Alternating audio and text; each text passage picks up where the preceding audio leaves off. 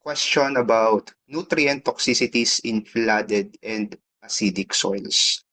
So there is a question kung ano daw yung possible na problem or possible na nutrient problem when the soil is continuously flooded, patuloy na may baha, and that soil is exhibiting some has a lower pH, which means acidic yung lupa na yon.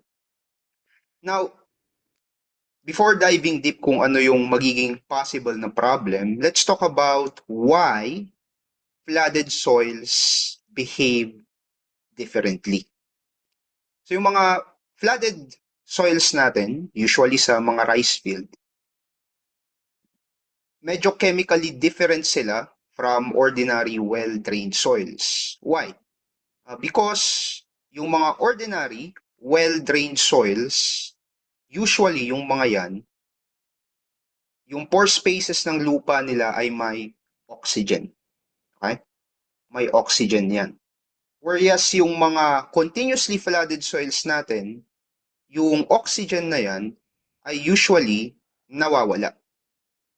Lalo na kapag wala masyadong pore space yung lupa or hindi na hayaang mag-drain kahit kaunti lang.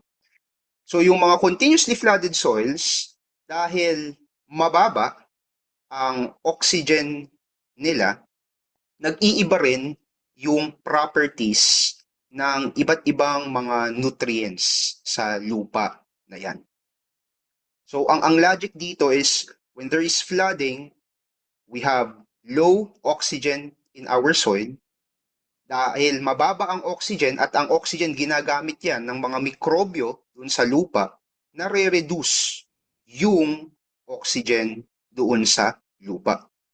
And because oxygen is lacking, because oxygen is scarce in continuously flooded soils, naapektuhan yung isang micronutrient natin, which is the iron. Okay? Iron po yung naapektuhan. Now, when oxygen is adequate in the soil, ang main form ng oxygen natin is Fe3, okay? Or iron 3, or we also call this as ferric ion. Ito. Kapag may adequate source of oxygen yung lupa. Now, ang ferric ion, yan yung isa sa mga magandang source ng ion kasi hindi siya ganon ka-soluble, and basically at a higher level hindi siya masyadong inaabsorb ng halaman. So bakit beneficial sa halaman na may mga iron tayo na hindi ganon na-absorb? Kasi remember, ang iron natin is a micronutrient. Kailangan lang yan ng halaman sa maliit na quantity. Kapag sumobra, yan ay nakakalason. Okay? So, when oxygen is adequate in the soil, ang main form of iron is iron 3, okay? Iron 3 or ferric ion. However, kapag walang oxygen yung lupa, such as kapag continuously flooded yung ating lupa, yung Fe3, yung iron 3, ay nako-convert into Fe2. Okay? Or we also call this as your iron 2. So from iron 3, nagiging iron 2. From ferric ion, nagiging ferrous ion. Now, itong ferrous ion na to, medyo delikado siya sa halaman. Why? Kasi ang ferrous ion natin, mas soluble siya kaysa sa ferric ion. So kapag sinabi natin na yung iron is soluble, ibig sabihin, madali siyang humalo sa tubig. At dahil madali siyang humalo sa tubig, mas madali siyang naa-absorb ng halaman. So this is more absorbent. This can be absorbed more by the plant. Now, the problem with plants absorbing more iron is nagkakaroon ng toxicity effect. Nakakalason po ito. Kaya naman, sa mga continuously flooded soils, ito yung isa sa karaniwang problema na nai-experience ng mga farmers natin. Soil, uh, isa ito sa mga karaniwan na na-experience sa mga farmers natin, which leads to iron toxicity. Now, aside from waterlogged, aside from continuously flooded soils, alin pa ang nakakapag-induce ng mas maraming ferrous ion? Now, aside from waterlogging, isa rin na precursor, sabihin natin, or cause ng mas maraming production ng nakakalason na iron, okay, is kapag yung soil natin is mas acidic.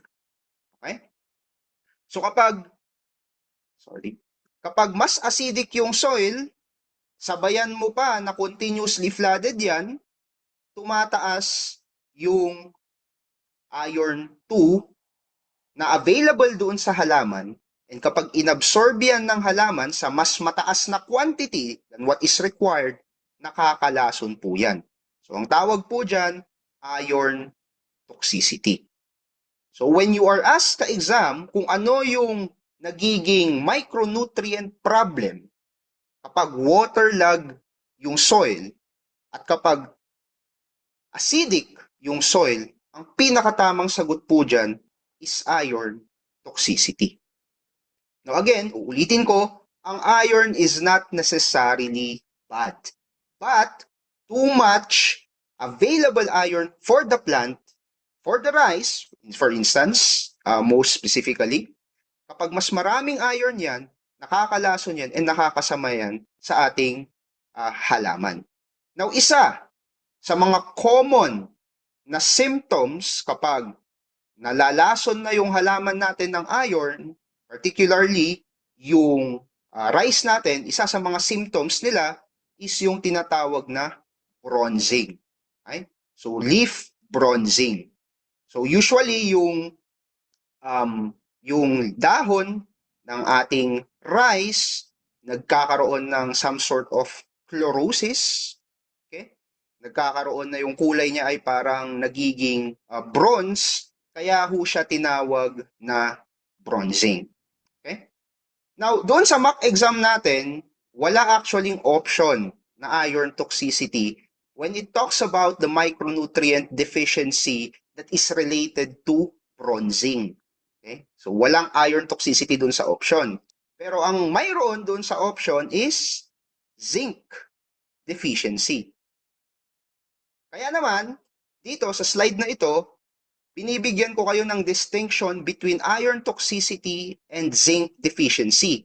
Kasi halos parehas yung simptomas ng mga yan. Pero magkaiba yung underlying reasons ng kanilang mga symptoms.